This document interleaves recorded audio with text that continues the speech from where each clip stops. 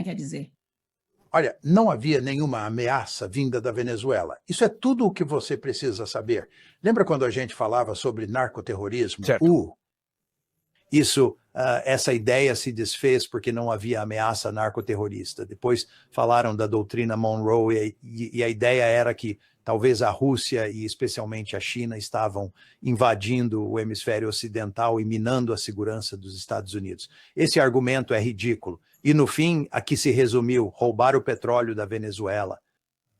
Ok, mas isso não é uma ameaça aos Estados Unidos. Simplesmente não há ameaça aos Estados Unidos. Então, por mais bem-sucedida que você ache que esta operação foi, ela não eliminou uma ameaça e não nos deixou em melhor situação.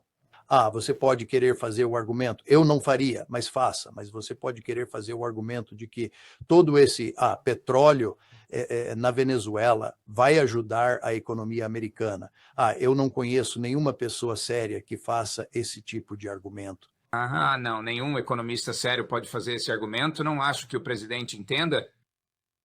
Petróleo no cenário internacional, eu não sei, ele certamente não compreende o petróleo venezuelano. Quer dizer, ele disse outro dia que a Venezuela nos havia vendido 500 milhões de barris de petróleo. Eles não nos venderam absolutamente nada. Podemos ter roubado, e se for petróleo venezuelano, é tão espesso quanto alcatrão. Não é o petróleo que estamos acostumados a importar.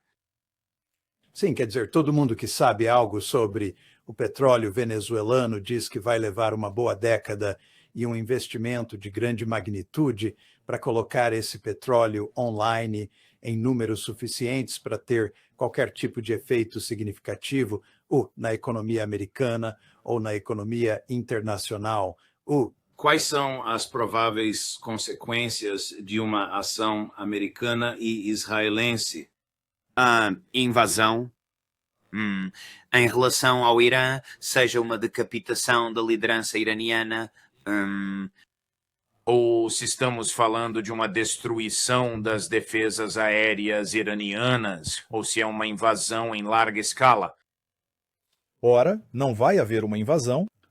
Nem os israelenses, nem os americanos vão invadir. Eles vão inserir pequenos contingentes de tropas em diferentes locais e vão colocar agentes lá, tanto dos Estados Unidos quanto de Israel, agentes do Mossad, agentes da CIA, agentes da CIA, para ajudar a fomentar protestos e, em última instância, a revolução. Mas a estratégia básica aqui é bem simples, vou expor para você. Mas antes de fazer isso, vou dizer que falhou, e essa é a principal razão pela qual não acho que Trump esteja interessado em usar o poder aéreo contra o Irã neste momento. O plano aqui é destruir a economia iraniana, causar um dano enorme à economia iraniana com sanções. E isso, com o tempo, acaba por criar um barril de pólvora, uma situação que está prestes a explodir, porque as pessoas se encontram tão desesperadas devido à situação econômica. Então, o que se faz num determinado momento, e penso que fizemos isso no final de dezembro do ano passado, é fomentar e alimentar os protestos. E você coloca um pequeno número de agentes do Mossad e da CIA no Irã, e eles trabalham com grupos locais para fomentar protestos violentos. Então o terceiro passo é que você começa a criar uma narrativa, você começa a fazer propaganda de formas que descrevem os manifestantes como nobres e o governo como maligno. E isso, claro, faz duas coisas. Uma delas é que mobiliza o apoio no Ocidente para os protestos e contra o governo, e faz a mesma coisa dentro do Irã. E você faz tudo o que pode para divulgar a narrativa de que é inevitável que o regime caia e que os manifestantes vençam. E então, quando a situação começa a ficar completamente fora de controle, é nesse momento que as Forças Armadas americanas e as Forças Armadas israelenses intervêm com seus mísseis de cruzeiro, seus caças, seus bombardeiros e todo o seu arsenal. E é justamente o poderio aéreo e os mísseis que acabam por derrubar o governo. Agora, o que aconteceu no Irã é que, o movimento de protesto simplesmente se desfez e sem manifestações que realmente abalem o governo, os incentivos para usar a força militar, para trazer os militares americanos para atacar o Irã, não fazem o menor sentido. E além disso, você começa a perceber que se você trouxer os militares americanos, você corre o risco real de criar um efeito de união e resistência entre os manifestantes, vendo a intervenção como uma praga. E claro, eu acho que a administração reconheceu isso e foi por essa razão que nós recuamos. O ex-secretário de Estado que serviu no primeiro mandato de Donald Trump e que antes desse período também ocupou o cargo de diretor da CIA, Mike Pompeo, postei um tweet, um X, ou como quer que se chame hoje em dia, está aqui, Chris, não preciso ler a coisa toda, mas vou ler a primeira linha lá embaixo. O regime iraniano está em apuros. Recorrer a mercenários é a sua última e melhor esperança. Tumultos, motins em dezenas de cidades e assim por diante. E então, no final, professor, feliz ano novo a cada iraniano nas ruas e a cada agente do Mossad que caminha ao lado deles. Bem, consegue imaginar uma declaração dessas? Por que ele faria uma declaração assim? É em grande parte verdadeiro, mas não é da sua índole dizer a verdade. Sim, é de fato muito insensato dizer isso. E, a propósito, há um artigo agora bastante famoso, que apareceu no Jerusalem Post em 29 de janeiro, que relata que os próprios israelenses tuitaram que tinham agentes do Mossad dentro do Irã. Você quis dizer 29 de dezembro, não janeiro. Desculpe, 29 de dezembro, exatamente. Ok. Sim, ainda não é 29 de janeiro. Então, será que existe algo no Mossad que os faça querer se vangloriar da sua capacidade de violar a soberania de um outro país? Acho que sim, acho que sim. De novo, acho que foi uma tolice, acho que o Mossad, a CIA, Mike Pompeo, todos eles deveriam ter se esforçado muito pelo seu próprio interesse egoísta para permanecer em silêncio, mas eles deixaram bem claro o que estava acontecendo. E a propósito, e isto não é de todo surpreendente, o governo iraniano afirma que possui provas abundantes de comunicações entre o Mossad e a CIA, por um lado, e os manifestantes iranianos, por outro. Então, o governo iraniano estava plenamente ciente do que estava acontecendo. E eles, claro, têm um interesse muito profundo, né? O governo iraniano tem um interesse arraigado em tornar público qual a participação desses forasteiros. O que equivale porque isso vai ajudar a alimentar um movimento de união em torno do efeito bandeira, o que é, obviamente, do interesse do regime em Teherã.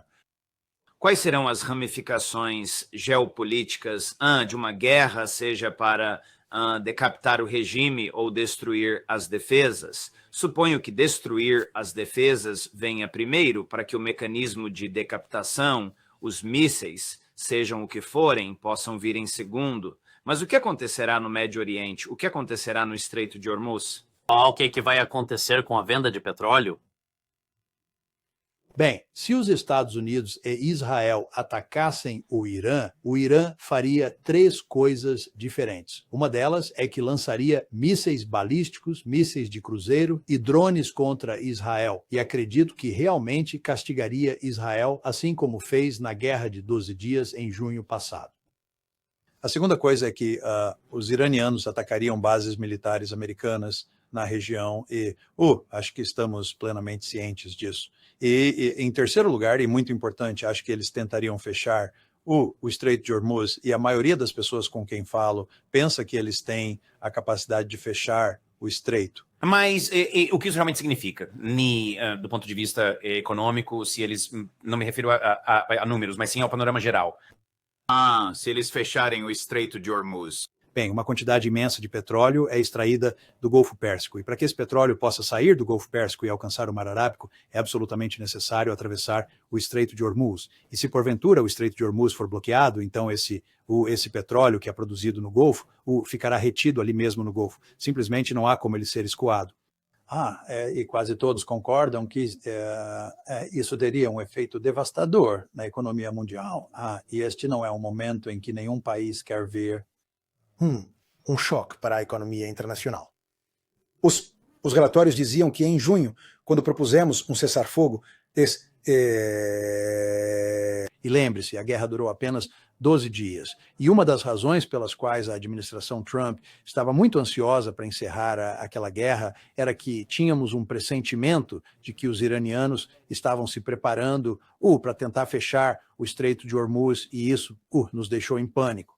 E claro, a outra razão era que os iranianos estavam a ficar muito sofisticados, a fazer passar os seus mísseis balísticos e de cruzeiro pelas defesas israelitas e americanas, e estavam realmente a começar a ter um efeito em termos de bombardear Israel. E os israelenses estavam interessados em parar a guerra após 12 dias, porque não tinham mísseis suficientes para interceptar todos os mísseis balísticos e de cruzeiro que vinham dos iranianos. Você acha que oficiais da inteligência americana e oficiais da inteligência israelense pensaram que poderiam duplicar o golpe de 1953, onde o presidente Mohammad Mossadegh, o popularmente eleito, foi derrubado em grande parte pelo MI6 e pela CIA?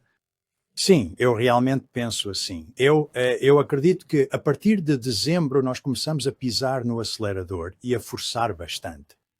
Estávamos a promover os protestos e as discussões que acabamos de ter sobre o papel do Mossad e o papel da CIA e o que Mike Pompeo estava dizendo e o que o Jerusalem Post estava noticiando e o que Trump estava declarando sobre liberar as forças militares, o exército americano contra o Irã. Tudo isso indica que nós acreditávamos que o momento era propício para derrubar o regime em Teherã.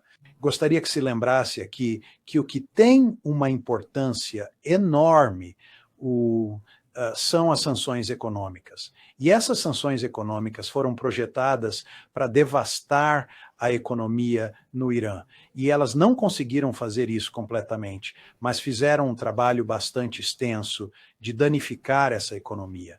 E o resultado final de tudo isso é que existe uma quantidade enorme de pessoas no Irã que estão desesperadas, que estão com muita raiva e que são fáceis de mobilizar para protestos, certo? Então, havia muito material inflamável ali. E o que os Estados Unidos e o que Israel então tentaram fazer foi atear fogo. E eles pensaram que, uma vez que o protesto começasse a sair do controle, poderíamos então intervir com o poder deles, sem tropas no terreno aqui. Isto é mudança de regime a baixo custo. E poderíamos ajudar a acabar com o regime. E um último ponto sobre isso, é preciso sempre lembrar que o objetivo principal não é a mudança de regime, como eu estava a dizer antes. Eles não estão interessados em promover a democracia liberal, não estão interessados em fazer engenharia social. O que a administração e o que os israelitas especialmente queriam fazer era derrubar o regime e depois desmembrar o Irão, semear o caos e desmembrar o Irão. Como a Síria? Exatamente. E é preciso entender que nós desempenhamos um papel fundamental ao realizar isso na Síria. Os israelenses ajudaram um pouco, mas foram os Estados Unidos e os turcos que desempenharam o papel fundamental na destruição da Síria. E os israelenses, especialmente, mas até os americanos agora, porque estamos intimamente ligados aos israelenses, queremos destruir o Irã. E pensamos, a partir do final de dezembro, que tínhamos encontrado a fórmula para conseguir isso. Mas, como eu já havia dito antes, falhamos.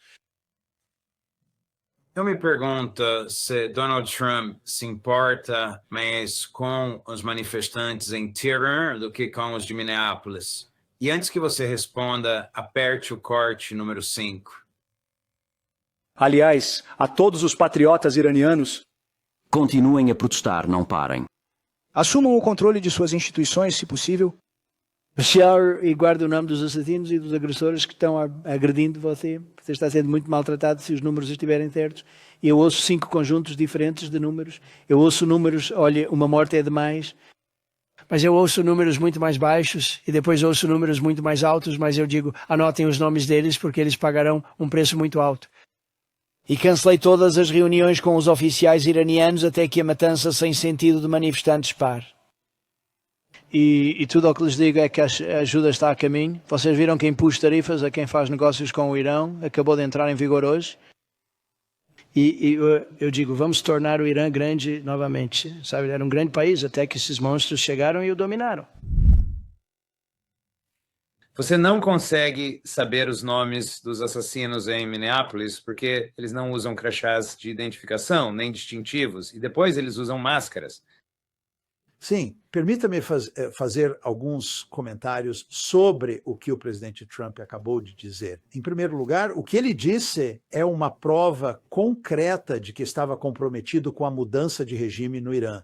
Não se fazem declarações do tipo que ele acabou de fazer ali, a menos que se esteja realmente interessado em derrubar o regime, em apoiar os manifestantes e depois em lhes dizer que nós entraremos e finalizaremos o trabalho. Este é o manual de instruções, não é? Mas, mais uma vez, falhou. E ele agora está falando de uma maneira diferente sobre a situação no Irã e está dizendo que o governo não deve ou não vai executar os líderes dos protestos e, portanto, não há necessidade de uma ação militar americana. E tudo isso é um reconhecimento de que, de fato, a estratégia falhou. Agora, no que diz respeito aos manifestantes em Minneapolis, você se depara com uma situação bastante interessante, onde no Irã ele demonstra amor pelos manifestantes e ódio pelo governo. Mas aqui nos Estados Unidos, ele odeia os manifestantes e ama o governo. E, claro, isso é porque ele se acha um rei, um gênio, e qualquer um que proteste contra ele está fundamentalmente errado e é uma ameaça aos Estados Unidos e, portanto, tem que ser tratado da forma mais dura possível. Um dos meus colegas de podcast que eu conheci, que é libanês, mas transmite da Austrália, Mário Nawfal, Nawfal. Você pode ter participado do programa dele, não tenho certeza. Ele tem uma audiência enorme. Ataque dos Estados Unidos ao Irã teria sido cancelado no último minuto. O presidente Trump, aparentemente, quase deu luz verde a um ataque ao Irã na noite de ontem, que teria sido na noite de quarta-feira, e depois desistiu minutos antes da execução. Fontes dizem que Trump o parou porque conselheiros não podiam prometer um golpe decisivo para derrubar o regime e alertaram que o Irã poderia revidar com força e os Ayatollah talvez não tivessem ativos regionais suficientes para fazer frente. Agora, não sei se isso é exato, tenho certeza de que o repórter que o divulgou acredita que é exato.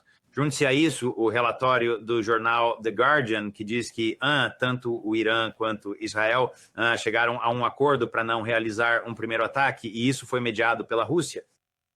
Primeiro, quem, em seu perfeito juízo, iria acreditar em qualquer tipo de acordo que Netanyahu apresentasse? Segundo, é racional acreditar que Trump estava a poucos minutos de ordenar um ataque de decapitação? Eu não sei se ele estava a minutos de distância, mas acho que ele estava claramente indo nessa direção. Ele estava confiante de que os protestos iriam continuar a ficar fora de controle e que o momento chegaria em breve para soltar os militares americanos contra o Irã. Eu acho que a evidência é bem clara de que ele estava pensando daquele jeito. Mas então, muito rapidamente, ficou claro que os protestos não estavam funcionando. E o emprego da Força Militar Americana, como eu já havia mencionado, iria simplesmente provocar um efeito de união nacional em torno da bandeira entre a população em geral. E eu imaginaria que esta é a principal razão pela qual os seus conselheiros o informaram que não seriam capazes de conceber uma estratégia que garantisse o sucesso. E foi por essa razão que ele começou a recuar, pois teria confrontado o Irã de forma agressiva. E o resultado final de tudo isso teria sido totalmente contraproducente. Eu também gostaria de salientar, não tenho 100% de certeza sobre isso, porque, como você bem aponta, nunca se pode confiar plenamente no que os israelenses dizem, mas se observarmos a imprensa israelense e até mesmo parte da imprensa ocidental, não parece que os israelenses iriam participar deste ataque. Parece que os Estados Unidos iriam fazê-lo. Eu vi 1 ou 2 relatos de que os próprios israelenses, assim como os estados no Golfo Pérsico, estavam dizendo a Trump que o momento não era propício para um ataque. É muito importante compreender que, deixando os israelenses de lado, os estados do Golfo, incluindo a Arábia Saudita, não queriam que isso acontecesse. Os sauditas, na verdade, disseram aos iranianos que não participariam de um ataque americano e não permitiriam que os americanos usassem o espaço aéreo saudita. E o que se passa aqui, na verdade, isto é bem interessante. O que acontece é que os estados do Golfo estão a ficar profundamente desconfiados de Israel. Acham que Israel está a ficar grande demais para o que é. E isso remonta, você se lembra do ataque aos negociadores palestinos no Catar, no ano passado, no final do ano passado. Eu acho que muitos dos estados do Golfo pensam que os israelenses estão fora de controle e os americanos não estão apenas não contendo os israelenses, estamos, na verdade, apoiando os israelenses a cada passo. E eu acho que, de uma forma muito importante, os estados do Golfo estão começando a ver o Irã como uma força que equilibra Israel. Eles não querem ver o Irã destruído, porque isso tornará Israel muito mais poderoso. Eles podem não ter nenhum lugar especial em seus corações para o Irã. Estou falando dos estados do Golfo aqui. Eu entendo perfeitamente isso. Mas, ao mesmo tempo, o Irã é um baluarte no Oriente Médio contra Israel, o que, claro, é a razão pela qual Israel e os Estados Unidos querem destruir o Irã. Mas esses outros países, esses países do Golfo, não querem ver o Irã destruído. Professor Mearsheimer, as suas capacidades analíticas são inigualáveis. Muito obrigado por tudo isto, por abordar o tema de ângulos únicos e diferentes e apresentá-lo como fez, profunda e imensamente apreciado. Como sempre, esperamos vê-lo na próxima semana. Igualmente, juiz. Bom fim de semana e até breve. Você também. Obrigado.